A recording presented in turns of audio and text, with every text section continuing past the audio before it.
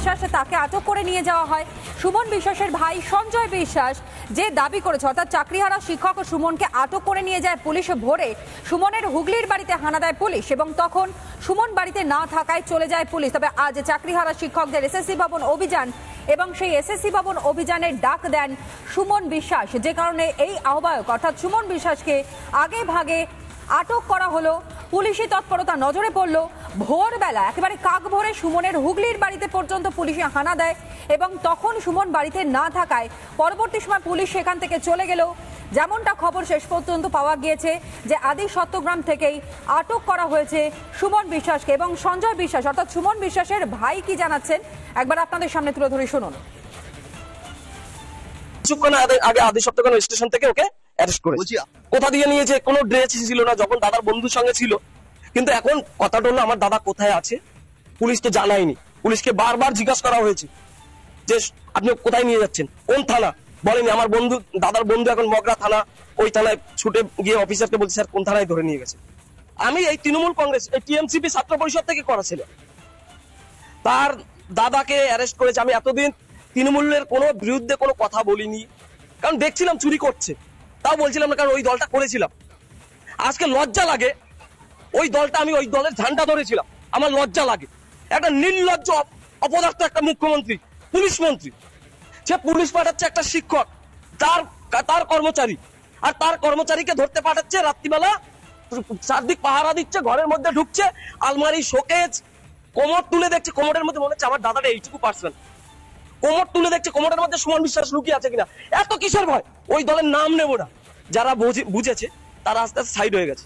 দলে কিন্তু ভালো লোক আছে, তারা কিন্তু চুপচাপ থাকে, কারণ তারা দেখছে আর কি করব, চুরি করে ফাঁকা করে দিত না ভাই, চুরির সীমা শেষ করে ফেলেছে। আজকে দেখবেন 32,000 মনে হচ্ছে যাবে, 32,000 মনে হচ্ছে প্রাইমারিতে যাবে।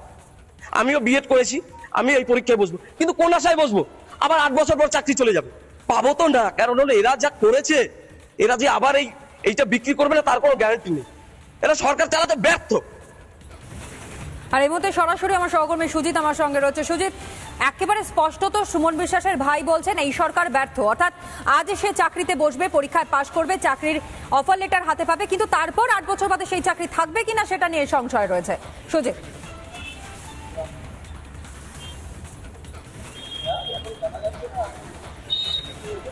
দেখো, একদমই তার ভাই যেটা অভিযোগ, তার ভাই যেটা দাবি করেছে, সে সেই শাসক দলই করতো, কিন্তু এখন যে অবস্থা, তার দাদাকে গ্রেপ্তার হতে হলো, তার দাদাকে আটক হতো, দাদাকে আটক করলো পুলিশ, কিন্তু তারা কোথায় আটক করেছে, কোন থানা আটক করেছে এখনো তারা কিছু জানে না। দেখো, তার পরিবারের সদস্যরা যে এখানে চুচুড়ো যে থানা রয়েছে সেই চুচুড়ো থানাতে আসে এবং পুলিশের সাথে কথা বলে। এখনো তারা পরিষ্কার নয় যে তার দাদা কোথায় রয়েছে এবং গতকাল তার যে ভাগনা রয়েছিল আদি সত্যগ্রাম, সেখানে তার ভাগনাকে আমি কথা বলার চেষ্টা করব। তার ভাগনার সঙ্গে কিন্তু এই যে গতকাল আপনাদের বাড়ি থেকে গিয়েছিল? না, আমাদের বাড়িতে যায়। আমি সকালেই খবর পেয়েছি, ওদের বাড়িতে গেলাম আর কি, এই খবর শুনলাম মিডিয়ার মাধ্যমে, খবরে সকালবেলা দেখাচ্ছিল, ওরা ফোন করে আমাকে জানালো, জন্য খবর নিতে মামাদের বাড়িতে গেলাম। এখনো তো আমরা এসছি ছোটো মামাকে নিয়ে থানায়, যে এখানে আছে কিনা সেই খবর জানতে। অফিসাররা বললো আমাদের কাছে কোনো ইনপুট আসেনি এখনো। ভাগনা ভেতরে গেছিল, বাকি কথা ওই ভালো বলতে পারবে, আমি বাইরে বসেছিলাম। কোন থানাতে এসেছিল? আমরা এখন চুচুড়া থানাতে এসেছি খবর জানার জন্য যে অ্যাকচুয়ালি আটক করে নিয়ে কোথায় গেল। যেহেতু সিভিল ড্রেসে ছিল, পুলিশ আটক করলো না অন্য কেউ করলো সেসব তো আমরা জানি না, আমরা তো মিডিয়ার মাধ্যমে খবর পেয়েছি। এখন থানায় এসেছি আমরা খোঁজ খবর নিতে, কিন্তু থানায় বলছে আমরা কোনো খবর এখনো জানি না আর কি। তো ছোট মামা গিয়েছিল ভেতরে আর কি, অফিসারের সাথে কথা বলেছে, ওই ভালো বলতে পারবে। একটা খবর পাওয়া যাচ্ছে যে তুমি চা খেতে বেরিয়েছিল? হ্যাঁ, এরকমও শুনেছি যে সকালবেলা চা খেতে বেরিয়েছিল, চাটা খেয়ে আর কি স্টেশন থেকে ট্রেন ধরে যাবে এরকম বলছিল। এই তারপরে নাকি ওই অবস্থাতেই ধরেছে আর কি, চা খাচ্ছিলেন সেই সময়। আপনিও তো এবারে পরীক্ষার জন্য তৈরি হচ্ছেন, নতুন ক্যান্ডিডেট আর কি, প্রথম দেবো আর কি এসএসসি। এত মানে কি বলবো, এত সৌভাগ্য আমাদের যে এডুকেশন কোয়ালিফিকেশন মানে 8-9 বছর ধরে ওয়েট করে বসে আছি কবে এসএসসি হবে আর কি, তীর্থের কাকের মতো। তো এবার যেভাবেই হোক হবে শুনলাম আর কি, কিন্তু তার মধ্যে আবার যোগ্য শিক্ষকদের চাকরি চলে গেছে, এই নিয়ে তো আন্দোলন অনেকদিন ধরে হচ্ছে। যেটা এই সুমন মামা তার একটা মুখ ছিলেন আর কি, সে আন্দোলনের একদম সম্মুখের স্তরে ছিলেন যাতে যোগ্য চাকরিহারারা চাকরি ফিরে পায়, সেই জন্য লড়াই করছিলেন। তার সেই লড়াইকে দমন করার উদ্দেশ্যেই হয়তো এই আটক।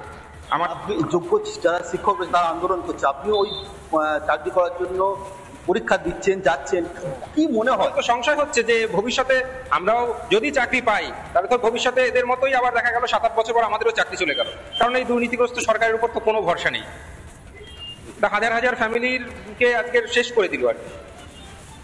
সুজিত, তুমি কথা বলো। আর অন্যদিকে আমরা একটুখানি অভিযানের মুহূর্তে, অর্থাৎ অভিযানের ঠিক প্রাক মুহূর্তে দাঁড়িয়ে পুলিশি তৎপরতা কতটা বেড়ে গিয়েছে সময় যত এগোচ্ছে সেই ছবিটা একবার দেখানোর চেষ্টা করে দর্শক বন্ধুদের সামনে তুলে ধরি। ওয়েন্দ্রিলা আমার সহকর্মী যেমন একদিকে আমার সঙ্গে রয়েছে, অন্যদিকে তুলিকা আমার সঙ্গে রয়েছে। ওয়েন্দ্রিলা, একটু তোমার মধ্যে দিয়ে জানবার চেষ্টা করি যে যেই সময় আজকের এই অভিযানের ডাক দেওয়া হয় সেই অনুযায়ী এখনো পর্যন্ত জমায়েত কোনোভাবে কি কোনো নজরে পড়ছে? আর অন্যদিকে পুলিশি তৎপরতা আরো কি কিছুটা বেড়ে গেল?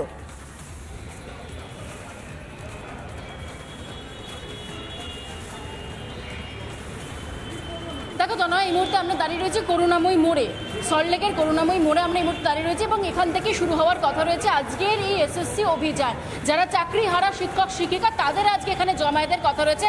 ঠিক তার আগে আমি একটু ছবিটা দেখানোর চেষ্টা করি। দেখতে পাচ্ছ তুমি এই মুহূর্তে পুলিশ, বিধাননগর পুলিশ কমিশনারেটের প্রচুর পুলিশ এই মুহূর্তে তারা মোতায়েন রয়েছে, র্যাব রয়েছে এবং এই মুহূর্তে আপনারা সকলেই আমরা দেখতে পাচ্ছি যে এই মুহূর্তে বসে রয়েছে এবং এই মুহূর্তে একটা ফোর্স আমরা দেখতে পাচ্ছি যে ওই দিকটি যাচ্ছে, র্যাফের একটি ফোর্স, তারা এই মুহূর্তে ওদিকে যাচ্ছে। আমরা একটু জিজ্ঞেস করার চেষ্টা করি, আজকে এত পুলিশ কেন এখানে? এত পুলিশ কেন বলতে পারছি না। বলছি যে আজকে এত এখানে পুলিশ কেন? জানা নেই আমার বিষয়টা। বলছি স্যার আজকে এখানে এত পুলিশ কেন? মানে হঠাৎ করে এরকম ফোর্স বাড়ানো হয়েছে? জানি না। আপনাদের তো নিশ্চয়ই কোনো নির্দেশিকা দেওয়া হয়েছে এখানে আসার জন্য, কারণ বলা হয়েছে নিশ্চয়ই, আপনারা জানেন না? অফিসাররা জানেন। দেখো তারা বলছেন অফিসাররা জানে এখানে। আমি একবার জিজ্ঞেস করি, উনি টিআর শেল্লি রয়েছেন, আজকে এখানে আসার কারণ এগুলো নিয়ে জানেন না? আপনারা জানেন না আজকে এখানে কেন এসছেন আপনারা? আমরা এক প্রকার এলওডিতে এসেছি। এলওডি যেখানে যেমন হবে তখন আমাদের ঊর্ধ্বতন কর্তৃপক্ষ যেমন বলবেন আমরা সেইভাবে রিভিউ করি। কিন্তু কেন এসছেন এখানে, মানে কি কারণ? আমাদের এলওডিটির জন্য ডেকেছে, আমরা সেই জন্য এসেছি। এবার যখন ডেপুটি হবে তখন সেইভাবে আমরা করব। দেখো এখানে প্রচুর পুলিশ তো মোতায়েন রয়েছে, তবে এখানে বিষয়টা হচ্ছে যে তারা কেউই মুখ খুলছেন না এবং তারা কেউই বলছেন না কি কারণে তারা এসছেন। এই জায়গা থেকে দুপুরবেলা 12টার সময় সুমন বিশ্বাস এবং তার যে অন্যান্য যারা সতীর্থরা রয়েছেন তাদের নিয়ে একটি এসএসসি অভিযান হওয়ার কথা রয়েছে, যেটা বিধাননগর পুলিশ কমিশনারের তরফ থেকে কিন্তু কোনো অনুমতি দেওয়া হয়নি। গতকালে আমরা দেখলাম ডিসি বিধাননগর তিনি পরিষ্কার জানিয়েছেন যে এই অনুমতি নেই, এই মিছিলের জন্য কোনো অনুমতি দেওয়া হয়নি এবং এটি অডিও ক্লিপ তারা সামনে আনেন। সাংবাদিক বৈঠক করে তারা বলেন যে পুলিশের উপর হামলা হতে পারে এবং সেই জায়গা থেকে আজকে সকালবেলা ভোর 5টার সময় বেশ নজর রাখো ওয়েন্দ্রিলা, তুলিকা। আপাতত তোমাদের ধন্যবাদ জানাই। আর হয়তো আধ ঘন্টার থেকে অল্প কিছু সময় বাকি রয়েছে এবং তারপরে এই অভিযান শুরু হওয়ার কথা রয়েছে। তবে সেই অভিযান সর্বাত্মক হয় কিনা নাকি পুলিশি বাধার মুখে পড়তে, অবশ্যই সেদিকে আমাদের নজর থাকবে। আপাতত ধন্যবাদ জানাই।